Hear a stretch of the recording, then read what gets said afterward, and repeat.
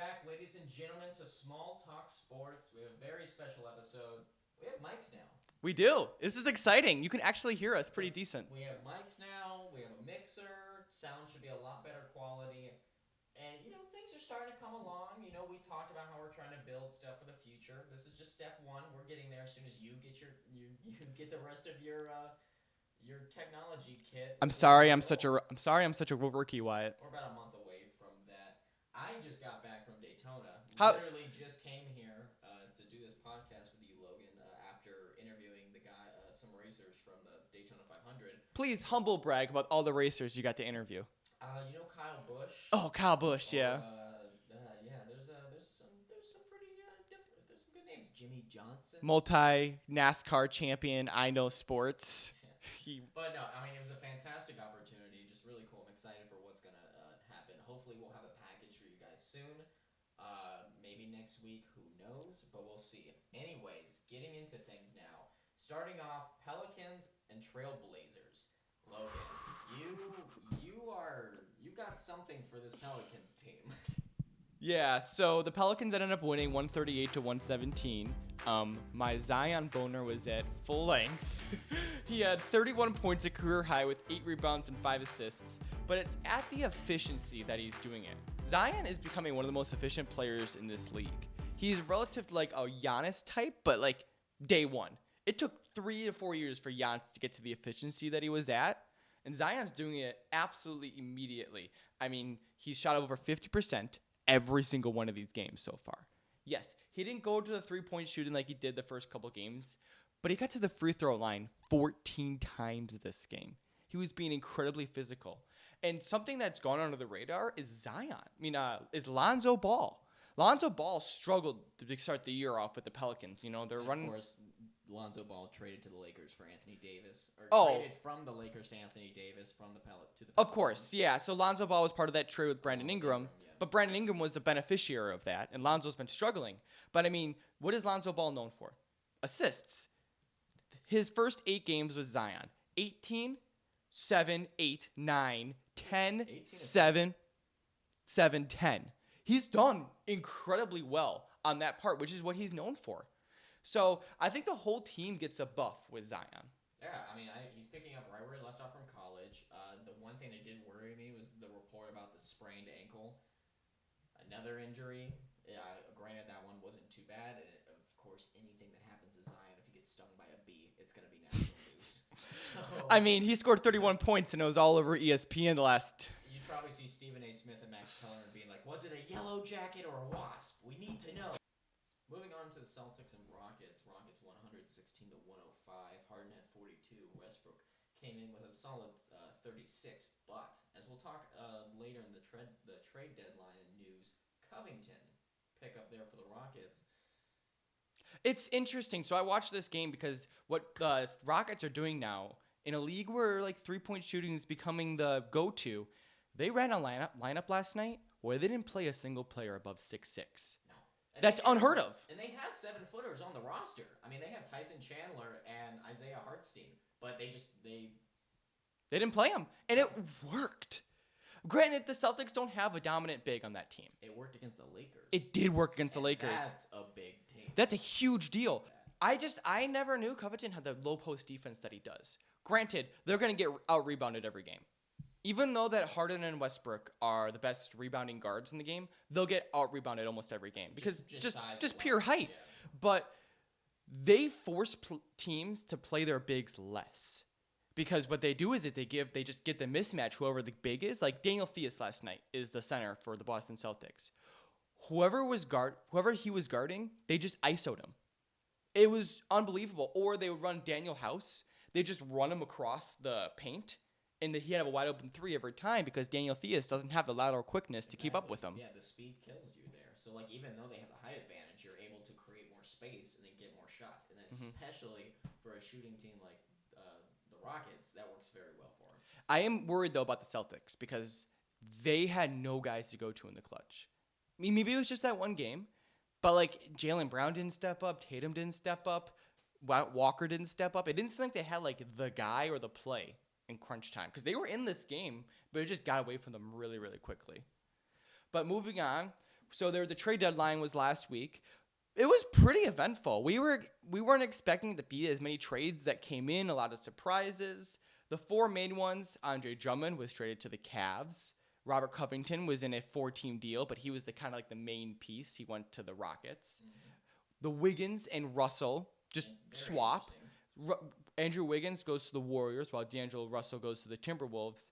And Andre Iguodala finally gets to play.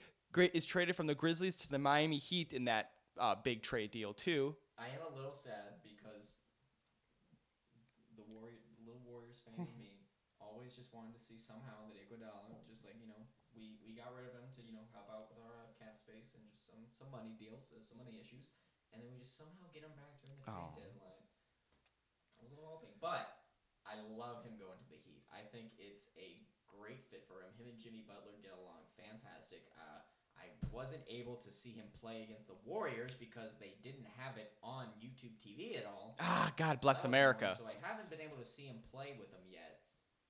I think that with the addition of Iguodala and this Heat team maybe playing a little better, gelling together maybe. Because right now Iguodala's not starting. He's the 6th man. Mm-hmm. Get him into that lineup more, gel with your players, practice. I think that they could legitimately challenge the Bucks in the East. I think they have been the challenger of the Bucks. At least they've shown it. I haven't seen a team really take that next step. I mean, the Sixers, we could talk about all the crap that's happened with the Sixers. But I still don't think they don't have anyone to guard Giannis. But they're still a really good team. I mean, you got Duncan Robinson, Tyler Hero, Kendrick Nunn, a lot of young guys. With Jimmy Butler's contract extension, this may be a good team for a long time. And the weird thing is, they're 4th in the East right now. I mean, they're 35-18, and yet they're one of the top teams that could even challenge the Bucks right now, besides Toronto. I would say it's those 3. I was gonna say Toronto easily is number 2. Mm-hmm. So I would include Indiana. I think the Pacers with the Oladipo. When Oladipo comes back, he's back, but he's not like. Well, full strength. That's what I mean. Yeah. So. And the last bit of news here, we have to mention an update to a previous story. That was one of our major stories when we first started this show back in November. I was going to say, because there's so many. I was like, are you going to talk about Antonio Brown? Well, we might have to mention Antonio Brown, but we're going to say Myles Garrett. So the whole situation has now been dealt with. So what happened? So Myles Garrett, way back when, in the end of the NFL season, he took Miles Rudolph's head. Not his head, his helmet, and slammed it into his head. That was a while back. So he was suspended indefinitely by the NFL. I think there's a rule that you can't use your helmet as a weapon. That is a rule. I'm pretty sure that's a day one thing that you teach to football players. I think it's a day one human thing you teach to people. But, I mean, he was given an indefinite suspension, and that has now been lifted by Roger Goodell. I personally think it's fine. I think he served a suspension. What do you think, Wyatt? I don't know. I mean, it's kind of a mixed bag with me. Granted, I got on the NFL train 2010s, so I didn't see a whole lot of NFL games. But that's the most violent, act I've seen on an NFL field. I just think that was... I mean, can you, if you enlighten me if you've seen anything else even close to that, just danger? I would say the only thing that compares to that in sports is the Malice at the Palace. Because in football, no, because it had the potential of ending someone's life. Yeah, it was that bad, but it didn't. It was a mutual fight. Mason Rudolph did start it, and this was Myles Garrett's. If this was his if it was Vontaze Burfict, it would be gone. But someone on the level where there's been multiple misdemeanors before in the NFL, it'd be one thing. But first of all, he's the number 1 overall pick in the draft. He's a very big name. 2, he plays for a Cleveland Browns franchise, which the fandom has been growing nationally the last few years for the Cleveland Browns. and it was his first offense. I think when you combine all those things, That's a hell of a first offense, though. it is, and he did serve it. He missed the entire rest of the season for them, and he lost, I believe it was $200,000 because of this. I think that he should have maybe continued to serve it until maybe a few weeks into the season. Not the entire, not half or the entire rest of next season. But I think it should have carried into a couple of games. If it happened later in the NFL season, maybe. But, I mean, he already missed so many games, and Cleveland, for the NFL, like, business sense, Cleveland has the potential to be a Super Bowl contender next year. But see, that's an awful way to put it. Like, if you're thinking business-wise, this man you just said he almost killed someone. Yeah. But, I mean, the NFL is a business. And it's not even half a year suspension. Like, and again, if we're talking about else, that's a way different outlook. I think it's just because it's his first offense. If there was even a second offense, like, before that, I think it would have been bigger, but I think that's the reasoning behind it. I just think the act itself negates any, oh man, dude, that's only your first time. But, I getcha. You know, it's kind of like shooting, it's like kind of like killing someone. Oh man, but like you go to court and you're like, you've never killed anyone before, so you're good this time. I just don't think so. Well, you want to do it? I'll do it because I love it. I'm really excited. So we have a new league, a new sports league in our midst. The XFL was not the XFL of 2000. This is a completely different league. No, we don't have the Orlando Rage set. No. The XFL was introduced last week in its first ever weekend. I mean, the scores and the teams are kind of irrelevant right now. All that matters is the product that's on the field. And it was a good product. It had a very good opening weekend. Ratings were very high. Got people excited. But that's not the conversation we're going to have today. Mm-hmm. So what's interesting about the XFL is that it's a change of the NFL where there's multiple rules that were introduced and tried out this year. We're going to kind of discuss, we're going to see which one of these rules we'd actually like to see in the NFL. Because a lot of these are they gimmicks or are they actually good changes? All right, rule number 1, the kickoffs. Mm-hmm. I think this is not my favorite thing about the XFL now, mm-hmm. but it's one of, like, you put it in top 3. Yeah, explain it for us. All right, so the most dangerous part about kickoffs in the NFL has been, the most dangerous part of the NFL has been kickoffs. Yes. So when you have those guys just running full speed, it's not good. It's a projectile coming right at you. So what they did is they put the kicker way back so that there's less of a chance for touchbacks, because that was another reason. Half the time in the NFL was a dead ball play anyway. Like, it was just going back in the end zone. It was basically useless. So they send the kicker a little farther back so it has less of a chance to get a touchback. But the two teams are lined up almost 5 to 10 yards from each other. Mm-hmm. So the kicker kicks it. You cannot move off defenders or the opposing team until the returner catches the ball. So once the returner catches the ball, you are now free to do as you want, try to get him, and I just think it makes the game a lot safer. You're still having them being able to not immediately tackle them, because there were some breakoffs in the first couple of games that were pretty interesting. And once you get past that second level, I mean, we might be seeing a lot more just kickoff return for touchdowns. Yeah, I mean, it's interesting. I think it looks bizarre. Oh, it looks so weird. Yeah, see, the look of it is a gimmick to me, and I'm not a big fan of that. I like the idea of changing the kickoff for injury reasons. The concept, I agree with you. I think it looks weird. It might take time to get used to, but I think the concept they're trying to do is perfect. Yeah, and I think it's something the NFL should keep an eye on. I think it's something the XFL should keep changing throughout the next couple years to see, like, which version of it is best. Because right now, I think in theory it's good, but just how it was executed and it looked, I wasn't the biggest fan of. The NFL needs to adopt this rule next season, or whenever their next set of rule changes is. Okay. The second rule is the extra points. So the XFL is like, kicking. What's kicking? They don't like kicking at all. They hate it. So what they're doing is that you have after a touchdown, you have the chance of scoring 1, 2, or 3 points. If you line up at the 2-yard line, you have a chance at 1. You line up at the 5, you have a chance at 2 points. You line up at the 10, you have a chance at 3. You like it? I mean, I like it. It's better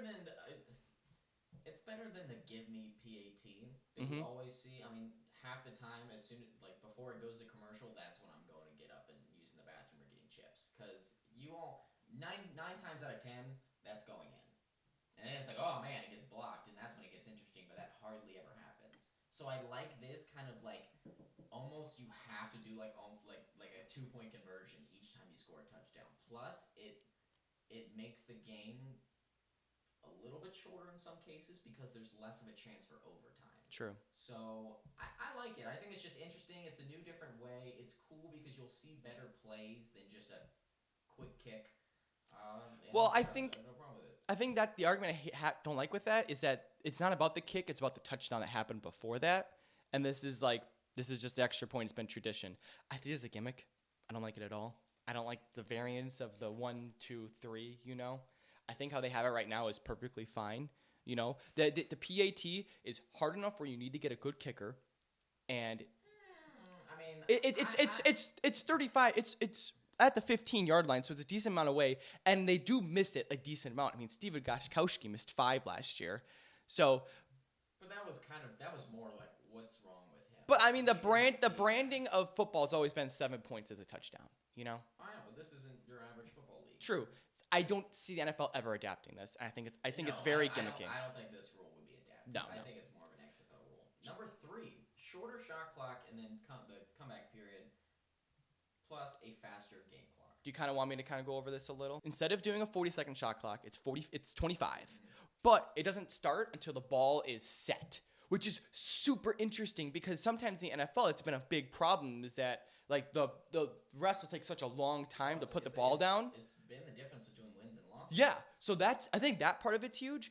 And then the comeback, and then first of all, the comeback period is incredibly massive because you know how in college the clock time is stopped whenever the ball goes past the first down marker. Yeah. In the NFL, it's not like that. It's a running clock. Every play in the comeback period, the clock stops. Every single time. Then, once the refs down it and blow the whistle, then the clock starts. That means you have the chance at more exciting plays and more exciting drives in under 2 minutes. And there could be like 25 seconds left with no timeouts, and a team could still have the chance to score that possession. So I like that aspect, and I think that's something the NFL could like take in ways. I think it also helps because like even though the XFL isn't terrible, it's still not like super quality football right now. So it's better to have eyes on the game, but not get bored and tune away. It's quick. You're able to have enough of a game time to make it fun, but then also not bore the audience. The fourth change, which is my absolute favorite, and I'll get into reasons why, they have adjusted how replays work. So in the NFL, you can only do 3 challenges if you win all of them. So a coach can only challenge 3 times in a game. And then under 2 minutes, just booth reviews. Everything in the XFL is reviewed. It always has the opportunity to be reviewed in the booth. And while the ref is deciding, like talking to New York about the discussion of the replay, we get to hear that on the live broadcast, which gives us like reasons what the refs is thinking and stuff. Absolutely love it. Yeah, I love it too. I think it's a lot more transparency. That's the word I'm looking for, transparency. Exactly, because we've been dealing the past 2 seasons in football with a reffing issue. There's been an officiating issue. Absolutely. Right now, both in the NFL and college. It's affected huge games that change history. So I think it's good. You know, you don't give the chance for people to be like, was that sketchy? You know, what were they thinking? Are they, are they rooting for the other team? Like you see what they're saying. You're seeing what they're saying. You're seeing what they're being told. You're just able to see what the thought process is. Although the funniest thing, I love how the replay guy on the monitor is using an Xbox remote. Not even a wireless one, a wired Xbox 360 remote. It's probably an Xbox One by now, but like you don't have anything else. Like, yeah, that was definitely interesting. It just kind of looked like he was playing the game on replay. All right, moving on to our picks, where Wyatt 2 weeks in a row is the champion. For some reason, I told you the Rockets were gonna beat the Lakers. For some reason, I have this undying. And it was small ball. Stop. I have this unrelying dedication to Zion Williamson and the Pelicans, and it keeps burning me every week. So the first game of the week It's the OKC Thunder taking on the New Orleans Pelicans, 8 o'clock on Thursday. Well, Logan, I'm taking the Pelicans just because I don't think the Thunder are going to be able to stop Zion and just... Is he becoming that threat now where people need to stop him? Well, I think they've always needed to stop him. He's 9 games in, dude. But he's, when he's on the floor, who are you looking at? That's true. I mean, who are you worried that's going to go up and All-Star Brandon Ingram, which this Pelicans roster's stacked now. No, I think they, without Zion playing immediately, I think they it's kind of like a Brooklyn situation. Like they could have been off to a great start this season, but I think just because of the injuries that they're just gelling. They're building. I think next season, I can't wait to watch the Pelicans next season. Oh, and yeah. Who knows who they're gonna add or who they might lose. They're like the Browns of this year. Except they're doing well. Right? Yeah. Except they're doing Yeah. well. Moving on. So the second game of that night, it's gonna be on TNT, 8 o'clock. The Clippers are against the Boston Celtics, 2 high powers in each of their conferences. This will be the final game before the All-Star break. Clippers, because Kawhi and that defense. They've been playing really bad as of late. Kawhi has been struggling. George only had 14 points last game, shooting 3 for 15. Something's going on behind the scenes that we don't know of. And I think the Celtics, after a rough loss yesterday, I think they're going to come back, and I think they're actually going to play really well. Walker, because I think Pat Bev is struggling. I could see Walker getting 30. Oh, really? I see Pat Beverly locking up Walker. No, I think Walker could go off. I think Brown and Tatum could each get 20. This is going to be a game reliant on the stars for Boston.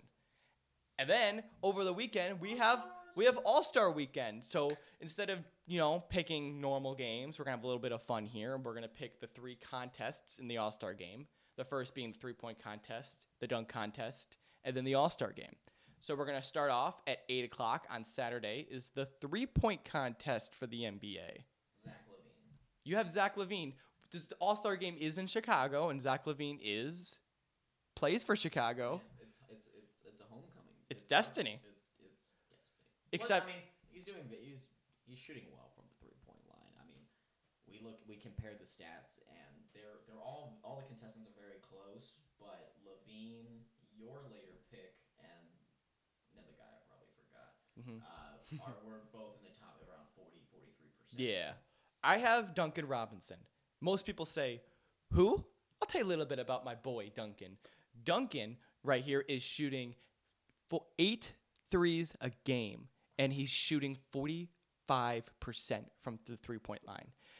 8 threes a game, 1 2-pointer a game. He is literally That sounds like my game. Yeah, he is a 3-point specialist right now for the Miami Heat, and he's very, very efficient. I have him as a rising star in this league. Yeah, I mean, I can't disagree, but I don't think he'll be able to take the 3-point contest. I think Zach LaVine will. Yeah. Moving on to the dunk contest, Logan. We have some old names. We have some new ones. We do. I mean, Who do you have here? we have Dwight Howard, who is a 2-time dunk contest champion. We have Aaron Gordon, who is part of the greatest dunk contest of all time. We have Derrick Jones Jr., who is known for his amazing vertical and his highlight level plays. And Pat Connaughton. So, I mean, you take a look at that field and you're like, one of those doesn't really match.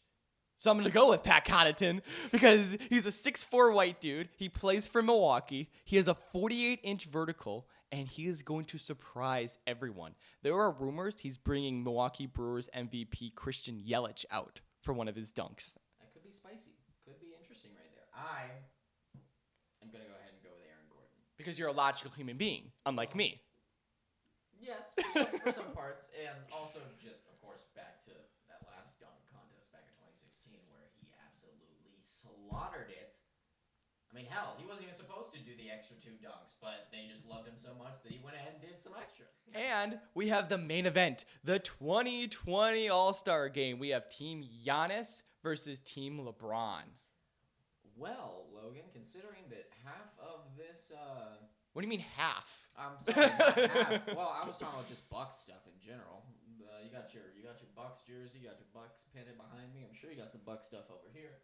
Yep, Bucks watch. Bucks shout out for the Bucks clock. Thank you. That's out of screen. All right, but dude, who are you picking? Okay, so Who are you? So Who are you? will I admit? Who are you actually picking? Okay. Be real. Did Team Giannis draft poorly? In a skill sense, yes. Well, that doesn't start. But listen, my point. Giannis drafts people based on the effort they're going to give. All these players that he drafted, most of them are first-time All-Stars. And you know when the first time you go to an All-Star game, you give more effort than you give to, let's say, your 12th. And that's what LeBron did. LeBron drafted the veterans. No, don't you dare say anything. You're going to undermine my... Okay, Team Giannis by a million. Wait. Let me do this because of the new All-Star rules. I have Team Giannis in the first quarter, Team Giannis in the third quarter, and then I have Team Giannis getting to the first 24 points in the fourth quarter. Hey, that's a smart way to put it. Okay, Logan. I'm just going to try to ignore that you probably only picked Team Giannis because Giannis is your leader here. And you're am I a Bucks fan? You're just a tad bit biased. I understand your effort. Thank you. Your effort players. Did you like my analysis there? Yeah, Joel Embiid. I'm pretty sure he's kind of fallen off since the last. But he gives effort. Did you know that he cries after Game 7s? Hey, I mean, don't mess with me. Yeah, that was legit. But anyways, you're talking about effort here, and I get it. But when does effort work? It worked almost last year. It works in Hollywood, Logan. It works as a feel-good story that makes average people like ourselves feel better about ourselves. You think that effort is going to beat LeBron James, Anthony Davis, Kawhi Leonard. Who? Hey. Luka Doncic. Wait, who? James Harden also. I don't know who that is. Damian Lillard. Oh, sorry. We're on the bench now. I'm done listing the starters. You mean when Giannis in the draft picked Chris Middleton over Damian Lillard? And then we have Ben Simmons, Nikola Jokic, Jason Tatum, Chris Paul, Russell Westbrook, and Domantas Sabonis. I mean, your effort means nothing. We have Bam Bam. We have Bam Adebayo. Cool. I just named basically our entire roster, and I'm pretty your sure roster. Wait. Giannis, Does that mean you're going with Team LeBron here? Logan, I'm an aspiring sports journalist who doesn't let my bias get in the middle of my picks. Do you want to bet $20 on it? Considering you haven't paid me from the last I paid. What are you talking? You did not. No, yeah. Oh, whatever. Check the cash that is garbage. That is garbage. So, I mean, I'd still bet you, but I just don't think you'd pay me because LeBron is gonna wipe the floor. I will check. I'll show you the Venmo receipt. $20. We're putting it on the board. If you can show me the Venmo receipt, I will apologize to you right now because I don't think I've received money from this. No, we are doing a live. You know what? Just continue with your analysis. Say thank you to everyone for the show. Thank you for watching as I prove them wrong. As Logan tries to prove me wrong because I still don't think he paid me from when he thought Wisconsin was going to beat Ohio State in the horseshoe. We had a great show today. We're very excited for things to come. We're thinking of ideas and just new stuff every day to be able to just make this more professional and make it a lot cleaner and better. So for that, we thank you as I continue to try to fill time as Logan. You're fine. Okay, I'll show him after the show because Venmo's not working right now. Really? Because why have you been just scrolling up a lot, huh? Venmo's out of service. I'm sorry. Thank you, folks, for watching. Have a great rest of your week. This man's a fraud. Again, I will bet you the money, but you have to pay me also the same money from the Ohio State game if you lose. All right. If not, I'll pay you that money. Oh. How about that? Let's make it interesting. Oh. If Team Giannis wins, I will pay you the money from the Ohio State game and $20. I'll take that because Team Giannis is already locked. All right, folks. All right, guys, that's the end of our show. You're not getting to do the outro because you've just been a pain in the ass today. My name is Wyatt Wells. That's Logan Windsor. Good night, everyone. We'll see you next week. Hopefully, I'm a little richer.